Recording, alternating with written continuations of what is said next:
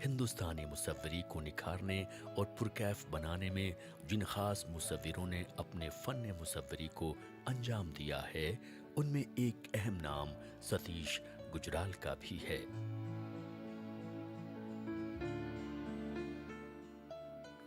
उनका फन सिर्फ मुसव्विरी तक महदूद नहीं है, बल्कि वो एक आला दर्जे के स्कल्प्टर यानी मुजस्समा साज, म्यूरलिस्ट यानी दीवार पर नक्शो निगार बनाने वाला,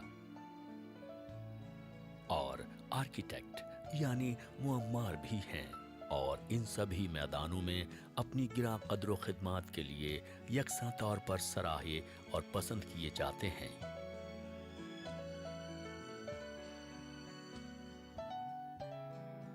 उनकी गैर मामूली कारकर्दगी के लिए वक्फे वक्फे से उन्हें मुल्क और मुल्क के बाहर भी कई इनाम और इकराम से नवाजा गया है।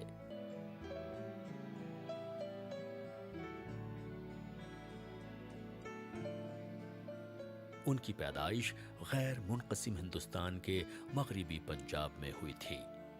आपके बड़े भाई इंद्र कुमार गुजराल एक पाए के सियासतदां और अदीब रहे हैं, और उन्हें हिंदुस्तान का बावकार ओहदा वजीर आजम हिंद भी हासिल हुआ था। गुजराल की शोहरत सिर्फ अपने बड़े भाई की गैर मामूली कामयाबी की वजह से ही नहीं हुई, बल्कि वो खुद खुदादाद सलाहियतों के मालिक थे। चाहे आज वो एक आला मुकाम पर हों, लेकिन वहां तक का सफर आसान न था। 8 साल की उम्र में वो ऐसे बीमार पड़े कि उनकी कुव्वत समात जाती रही, मगर उस हादसे से उन्होंने इस मैदान में कभी हिम्मत नहीं हारी और पूरी जमा मर्दी के साथ अपने सफर पर गामजन रहे। सतीश गुजराल इस देश के एक बहुत ही अजूबे कलाकार। मैं उनको सही माने में कलाकार नहीं, एक कॉन्सेप्चुअल प्लानर मानता हूँ। क्यों? क्योंकि उनके काम में विभिन्न लैंग्वेजेस, विभिन्न दृष्टिकोणों, विभिन्न सेंसिबिलिटीज़ का समावेश मिलता है। वो पेंटर हैं, वो स्कल्प्टर हैं, वो आर्किटेक्ट हैं, हाँ, वो इंस्टीट्यूशंस डिज़ाइन करते हैं, वो लिखते हैं, वो पढ़ते हैं। तो कहने का तात्पर्य ये है, और मज़े की बात यह है कि वो सुन नहीं पाते, तो इसलिए मैं ये मानता हूँ कि वो अंदर की बात सुनते हैं। ये जिंदगी के ताई उनकी गैर मामूली उम्मीद और मुस्तकबिल को लेकर उनका पुरउम्मीद नजरिया ही था, जो उन्हें नित नई कामयाबियों और कामरानियों की तरफ ले गया।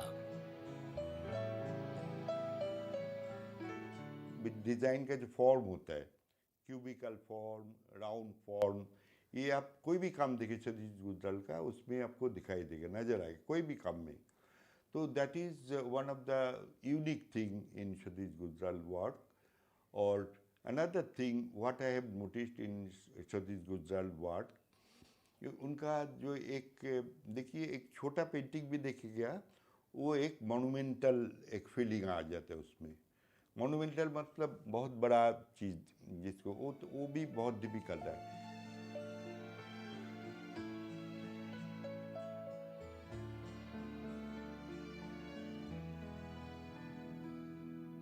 तो जो चीज़ मुझे हमेशा इंटरेस्टिंग लगा, जो एक नोटिसेबल फैक्टर था कि एक there is a kind of a common thread which runs in the work. कई लोगों का ऐसा होता है कि वो अलग तरह के, अलग मीडियम के जब काम करते हैं तो एक कहीं कनेक्शन नहीं होता है। स्कल्पचर बिल्कुल अलग होता है पेंटिंग से, और ऐसा भी नहीं है कि उनकी पेंटिंग का 3 डायमेंशनल वर्जन उनका स्कल्पचर है, but there is a connect because of the way he uses line, which is his linear forms are very, very strong.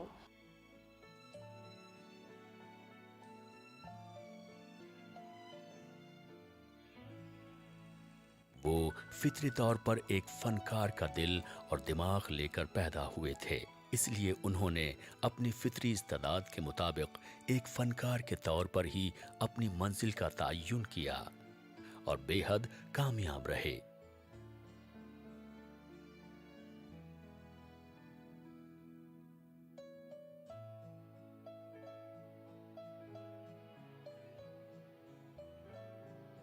हालांकि जिस ज़माने में उन्होंने फ़न मुसव्वरी को अपनाकर ज़रियाए मुआश बनाया था, वो ज़माना तर्ज ज़िंदगी के नुक्ते नज़र से एक मुसव्विर के लिए बहुत सूदमंद नहीं था, और अक्सर इस बात का खदशा जाहिर किया जाता था कि जब तक कोई दूसरा रोज़गार का ज़रिया न हो तो कामयाबी के साथ इस फ़न को आगे नहीं बढ़ाया जा सकता।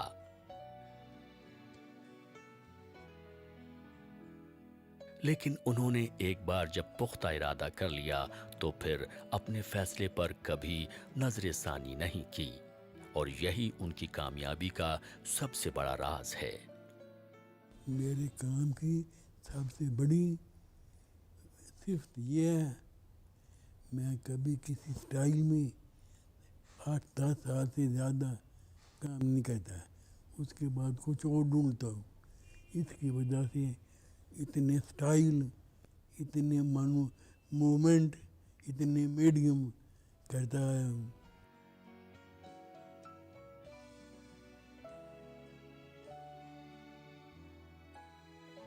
बीमारी ने उन्हें सुनने की सलाहियत से महरूम तो कर दिया, लेकिन उन्हें खामोशी की एक नई जबान दे गई, और वो जबान दुनिया की सारी जबानों से कहीं ज्यादा पुरअसर साबित हुई, क्योंकि फिर वो फितरत के राजों को अपनी तन्हाई के दायरे में रहते हुए पढ़ सकते हैं और उसकी हकीकतों तक पहुंच सकते हैं। कि जब वो पेंट करते हैं तब तो स्टूडियो में किसी को आने नहीं देते हैं, तो वो ही बहुत उसी पे उनकी कंसंट्रेशन रहती है। पर ये कहना कि और एक पेंटिंग एक दिन में तो ख़त्म होती नहीं है, तो ऑफ कोर्स जब वो काम बंद करके जब वो हमारे साथ होते हैं तो फिर वो बिल्कुल ही हमारे साथ होते हैं और हमारी लाइफ शेयर करते हैं हमारे साथ, और हम उनसे क्या पूछना चाहते हैं या अपनी हम प्रॉब्लम्स उनके साथ शेयर या अपनी अचीवमेंट्स हम उनके साथ जो भी शेयर करते हैं वो उसके बहुत पार्ट ऑफ इट होते हैं। ड्राइंग और पेंटिंग करने का शौक उन्हें बचपन से ही था। अपनी खामोशी की ही दुनिया में वो कागजों पर तरह तरह की तस्वीरें और शबीहें बनाना पसंद करते थे।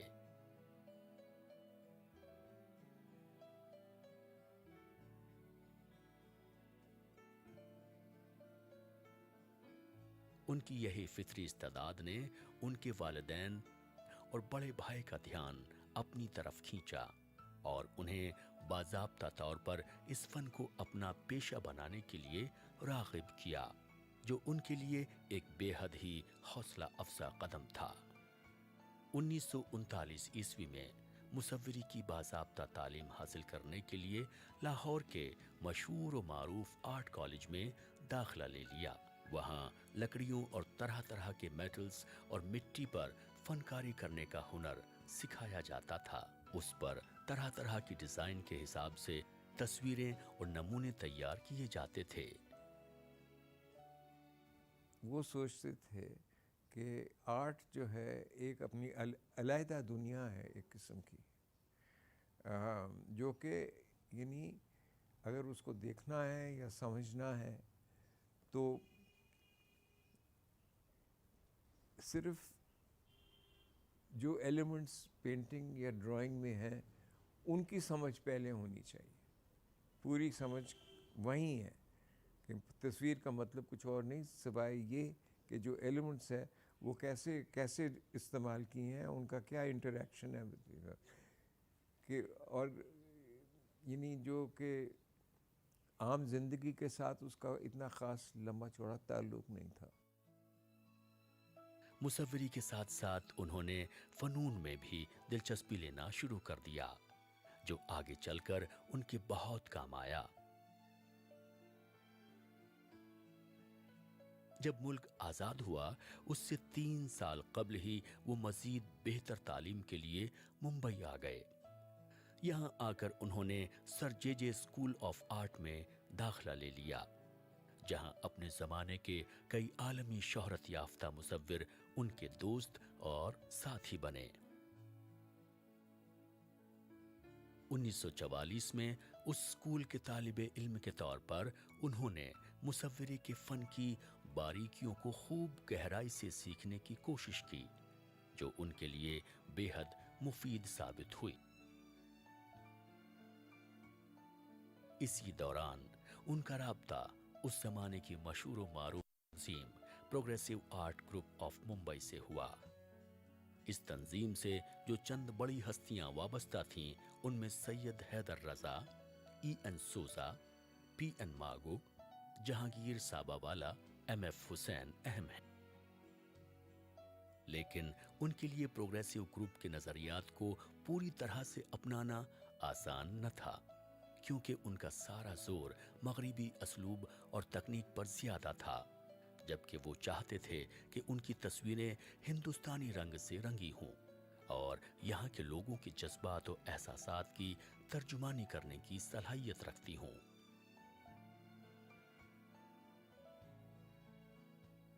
मेरे ख्याल में हिंदुस्तानी फोक आर्ट को कंटेम्प्रेराइज करने में ये पायनियर रहे हैं, और जिस तरह से इन्होंने उसे डिपिक्ट किया है, आज भी आप देखिए बहुत सारे यंग जो आर्टिस्ट अपकमिंग हैं, उनमें मुझे इनके काम का काफ़ी इन्फ्लुएंस नज़र आता है। तो इससे ज़ाहिर है कि वो काफ़ी इन्फ्लुएंशियल रहे हैं इसको आगे बढ़ाने में। इसीलिए उन्होंने अपनी मुसव्विरी में रिवायती तकनीक पर ज्यादा जोर दिया और हिंदुस्तानी देवमालाई किस्सों और मजहबी किताबों की अहम कहानियों पर मबनी तस्वीरें बनाना शुरू की, जो बेहद पसंद की गईं और सराही गईं।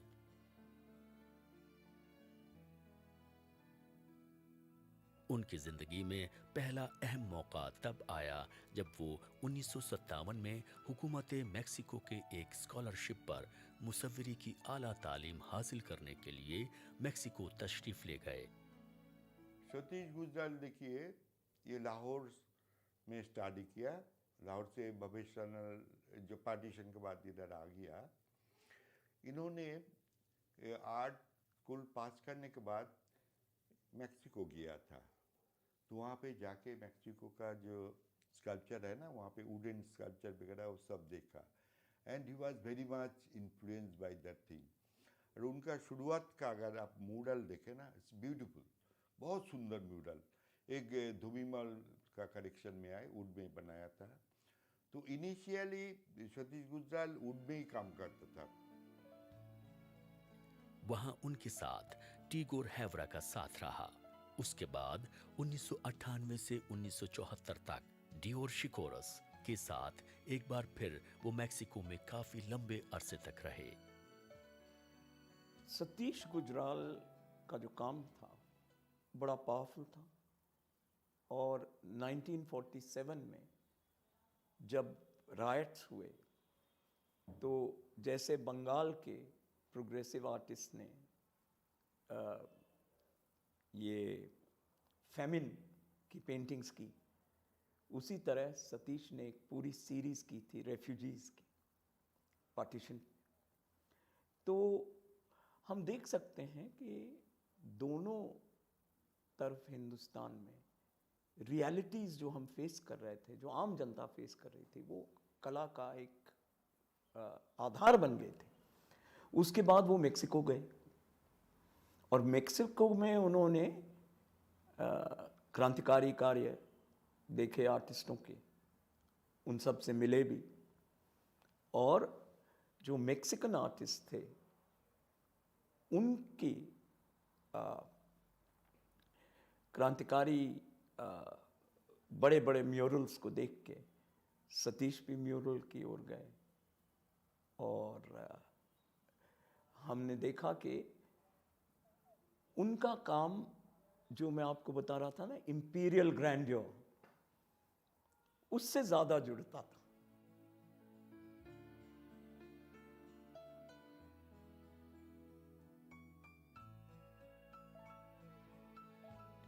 उनकी मुसव्विरी में समाजी मौज़ूआत को ख़ास तौर पर जगह मिली।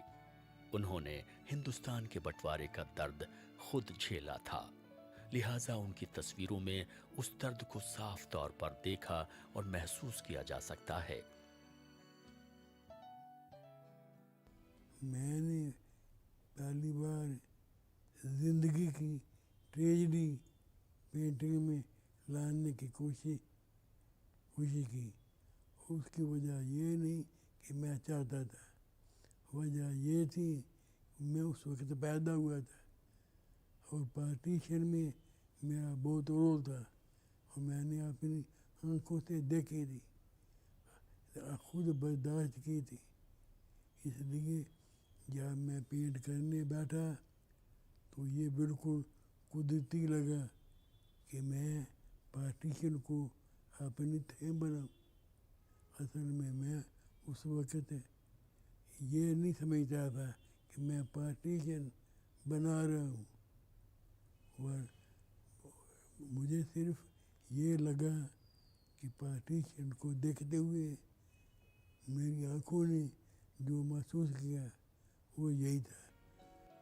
उन्होंने इसी दौरान कागज के बड़े कैनवस पर तस्वीरें उतारने के साथ साथ स्कल्पचर, स्टील और तांबा, शीशे और पत्थरों पर नक्काशी करनी शुरू कर दी। वो इसमें खास तौर पर तेज इनेमल रंग का इस्तेमाल करते थे। पार्टीशन के इस दर्द को बहुतों ने सहा, बहुतों ने लिखा, लेकिन उसके पैशन, उसकी एगनी को इस आर्टिस्ट ने जितनी पावरफुल तरीके से एक्सप्रेस किया, वो शायद वही कर सकता है जिसने उसको एक्सपीरियंस किया हो। उनका अर्लीस्ट पीरियड जो है वो यही दर्शाता है। हाँ, he is talking about man, he is talking about human condition, he is talking about वो पेथोस, वो पेन।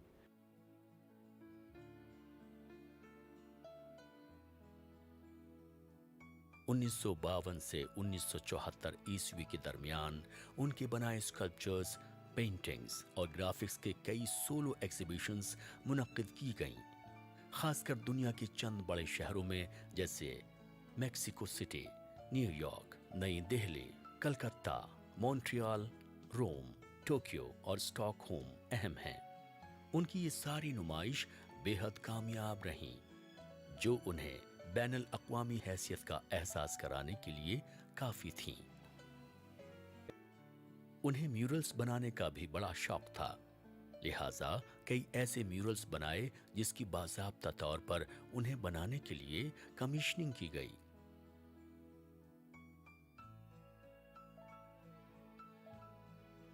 उन्नीस तक उन्होंने इस तरह के कई काम किए।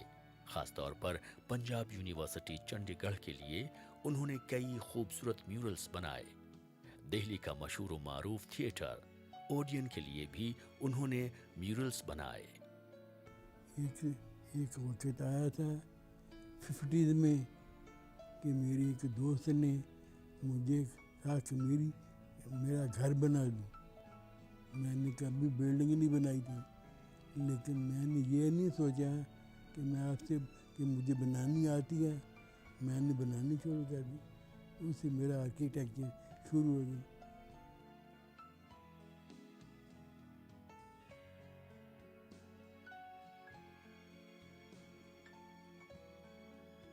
इसी दौरान उन्होंने आर्किटेक्चर में भी काफी दिलचस्पी लेना शुरू कर दी और कई अहम इमारतों की ड्राइंग की। 1986 में उन्होंने गोवा यूनिवर्सिटी और CMC हैदराबाद को डिजाइन किया। दुबई के पैलेस अल-बवरादी और जकार्ता में वाक़े हिंदुस्तानी सफारत खाने को भी अपने कामिल हुनरमंदी और खूबसूरती के साथ डिजाइन किया। उनके लिए फिर तो इनामों एजाज़ात की झड़ी सी लग गई। हिंदुस्तान के कई बड़े अहम इदारों ने उनकी गिरा कद्र खिदमात के लिए अपने अहम इनामात से नवाजा। 1956 में उन्हें मुसव्विरी में अपनी नुमाया खिदमात के लिए कौमी इनाम से नवाजा गया। साथ ही 1972 में उन्हें नेशनल अवार्ड फॉर स्कल्पचर दिया गया। हुकूमत पंजाब ने भी उन्हें स्टेट अवार्ड से नवाजा। बेल्जियम की हुकूमत ने उन्हें 1983 में आर्किटेक्चर के कई अहम इनाम दिए। उनका sense of colour, sense of how he, जिस तरह से वो हर चीज़ को ट्रीट करते हैं, किस तरह से उन्होंने हमको सिखाया कि हर चीज़ में किस तरह से तुम एक ब्यूटी देखो, हर चीज़ को किस तरह से व्यू करना चाहिए, भले ही वो आर्ट हो या कंट्री की करंट सिचुएशन हो, और सो उनके पॉइंट ऑफ व्यूज़ से ही हमारी सारी ज़िंदगी शेप अप हुई है। सो ये कहना कि कोई एक चीज़ ही उनका इन्फ्लुएंस है, उनका इन्फ्लुएंस तो हमारे हर ज़िंदगी के हर पहलू में है। सतीश गुजराल आज हिंदुस्तानी फन मुसव्विरी के उफक पर छाया हुआ एक ऐसा नाम है जिसकी चकाचौंध से न जाने कितनी आंखें खैरा हो जाती हैं। वो अपने आप में एक स्कूल की मानिंद हैं और बहुत कम ही फनकार ऐसे होंगे जो उनकी तरह बैक वक्त एक आला दर्जे के मुसव्विर होने के साथ साथ एक पाए के स्कल्प्टर, म्यूरलिस्ट, आर्किटेक्ट होंगे।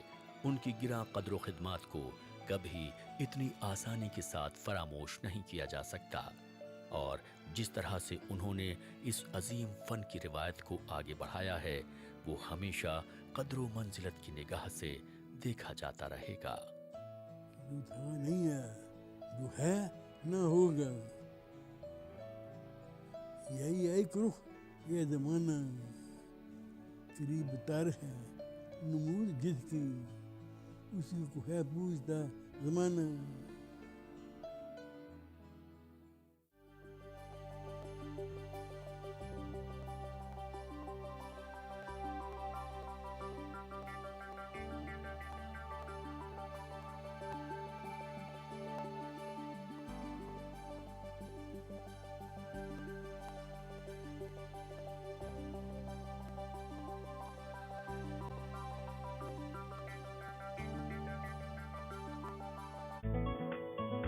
वो मोहब्बत की चाशनी, वो चाहत का पैमाना, बस तेरी आरज़ू हो और उल्फत का